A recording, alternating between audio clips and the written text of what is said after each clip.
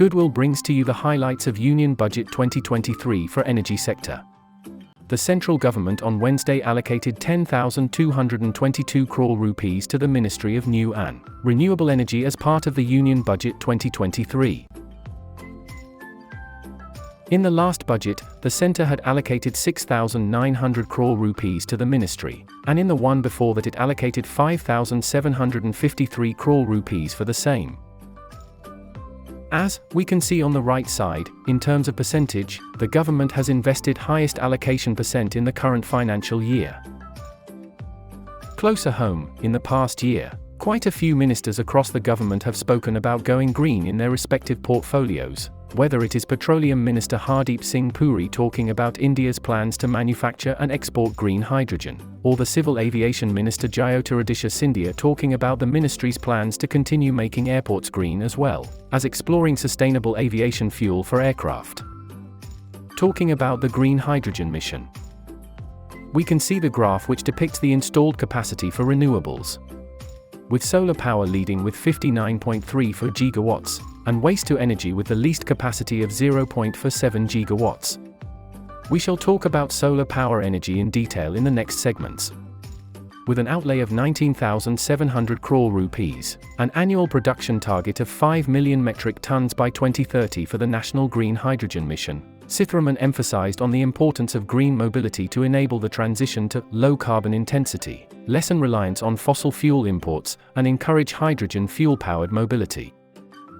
So, what does India aim to achieve with the National Green Hydrogen Mission?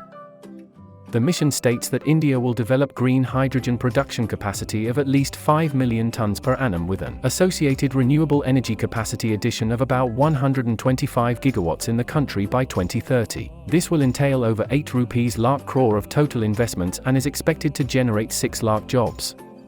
It will also lead to a cumulative reduction in fossil fuel imports by over 1 lakh crore rupees, and an abatement of nearly 50 million tons of annual greenhouse gas emissions. Talking about solar power sector. This year's budget allocated 5,331.5 crore rupees for the solar power sector, including grid and off-grid projects. 1,996.46 crore rupees was allocated for solar energy under the Pradhan Mantri Kisan Urja Suraksha Evam Uthan Mahabhiyan scheme, which was launched in 2019. One of the components of the scheme is to install 17.5 lakh standalone solar agriculture pumps in off-grid areas, while another component aims to solarize 10 lakh grid-connected agriculture pumps. Solar pumps are an important component of the solar off-grid program as it provides reliable irrigation facility in rural or remote areas of the country. Solar photovoltaic water pumping systems can easily meet the irrigation requirements of land holdings for small and marginal farmers. A few months ago, Power and New and Renewable Energy Minister R.K. Singh stated that India has already 170 gigawatt of renewable energy, including large hydro, while another 80 gigawatts is under construction. India has planned to have 500 gigawatt of renewable energy by 2030. Next, we will see the application-wise status of the installations under off-grid and decentralized solar PV applications program. Clearly, from the pie chart, we can see that the government should focus for the installation of solar pumps being an important component of the solar off-grid program, as it provides reliable irrigation facility in rural or remote areas of the country.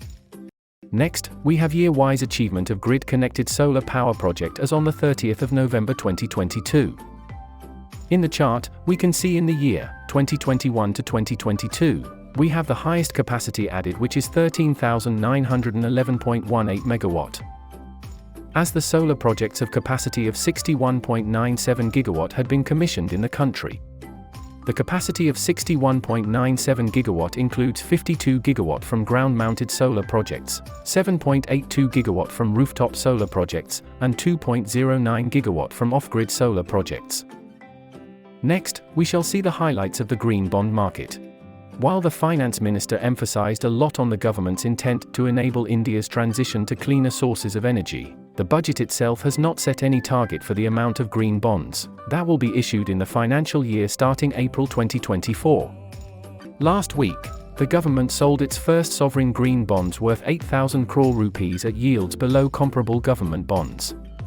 the Reserve Bank of India auctioned 4,000 crore rupees of 5-year bonds at a coupon rate of 7.1%, and another 4,000 crore rupees of 10-year bonds at a 7.29%. The yield on green bonds are 5 to 6 basis points below normal government securities. The proceeds will be utilized for funding public sector projects seeking to reduce carbon emissions. Next, we shall talk about green bond issuance in the Indian market since 2018. As of February 12, 2020, the outstanding amount of green bonds in India was $16.3 billion. India issued green bonds of about $8 billion since January 1, 2018, which constituted about 0.7% of all the bonds issued in the Indian financial market.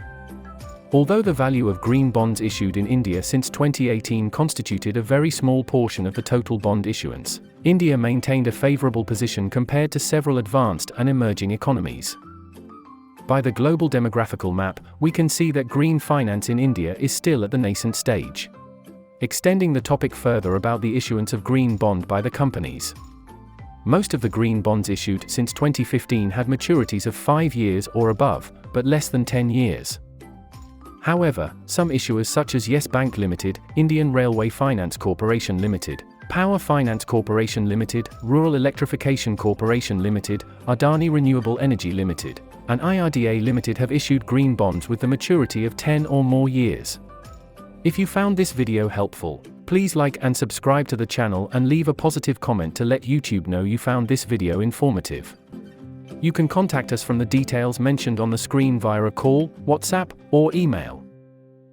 Thank you so much for watching the video till the end.